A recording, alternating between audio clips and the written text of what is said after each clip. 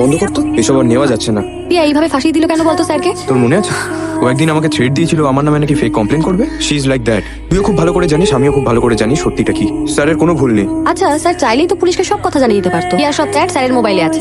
TI স্যারকে জোর করতো, সে কথা আমি নিজে বলেছে। তাহলে স্যার কেন কিছু বলছে না বলতো? সেটা তো আমিও বুঝতে পারছি না। আর সবাই ওর কথা শুনলো কারণ ও মেয়ে বলে। কিছু করার নেই, বক্সও লাগতে গিয়েও লাগেনি। এটাই 14 পুরুষের ভাগ্য মনে করবেন। মেয়েটা যদি 18 বছরের নিচে হতো না, তাহলে আজকে এখানে বসে কথা বলতে হতো না, জেলে বসে এতক্ষণে পৌঁছতে হতো। যান বাড়ি যান। হ্যাঁ এই যে আপনি এই যে এত ছেলে খেলে করছেন না, মেয়েটার মাও কিন্তু থানায় এসেছিল।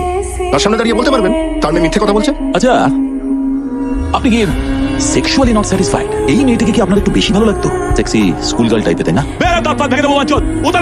আচ্ছা আপনি আমায় বলুন, কেউ কাউকে সত্যি ভালোবাসলে তার ক্ষতি করতে পারে? স্যার, একজন ছেলে আর মেয়ে এসেছে দেখা করতে। হ্যাঁ আবার একজোড়া ছেলে মেয়ে, তাদের আবার কি কেস? বলছে নাকি এই কেসের ব্যাপারে অনেক কিছু জানে তারা। এই ভেতরে থাকো, ভেতরে থাকো। এসো।